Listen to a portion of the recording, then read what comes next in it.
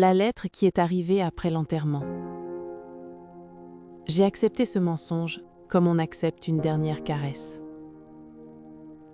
Le jour où j'ai enterré Daniel, le ciel était aussi gris que mon cœur. Et tandis que tout le monde pleurait autour de moi, je suis restée immobile, incapable de verser une seule larme, tant la douleur était trop lourde pour s'échapper. On m'a dit que sa mort avait été instantanée, qu'il n'avait pas souffert, et j'ai accepté ce mensonge comme le dernier acte d'amour possible. Les jours suivants, la maison s'est remplie d'un silence insupportable. Sa tasse s'était encore posée sur la table, sa veste pendait derrière la porte, et son odeur vivait toujours dans les draps. Puis, le 7e jour après l'enterrement, j'ai trouvé dans la boîte aux lettres une enveloppe blanche, sans expéditeur, avec mon nom écrit à la main. J'ai reconnu immédiatement son écriture. Mon souffle s'est coupé lorsque j'ai lu « Mon amour, ne pleure plus. Je n'ai pas encore fini de veiller sur toi. »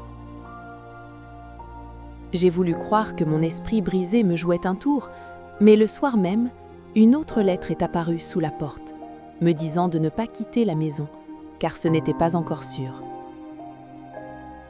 Personne d'autre ne pouvait connaître ces mots. Dès lors, les lettres ont commencé à arriver chaque jour, toujours sans expéditeur, toujours avec son écriture parfaite, m'avertissant de fermer les fenêtres, de ne pas faire confiance à l'homme de l'appartement 3, de prendre mon manteau bleu parce qu'il allait pleuvoir. Et tout se réalisait.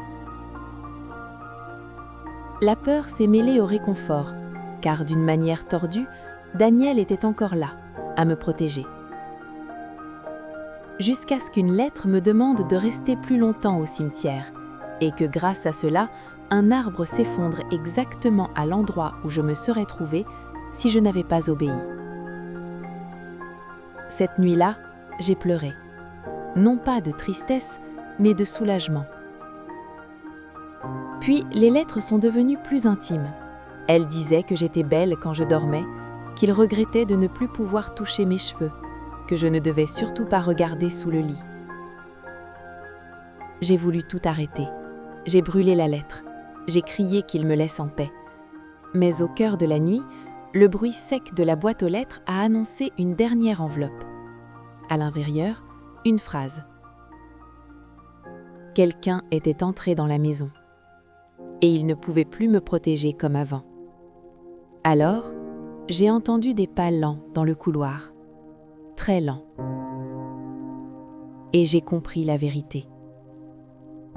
Les lettres n'avaient jamais été là pour me faire peur, mais pour m'avertir.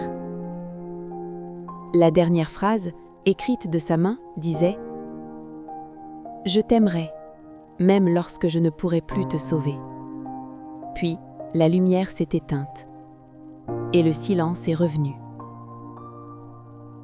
Un silence différent, parce que cette fois, je savais que je n'étais plus seule.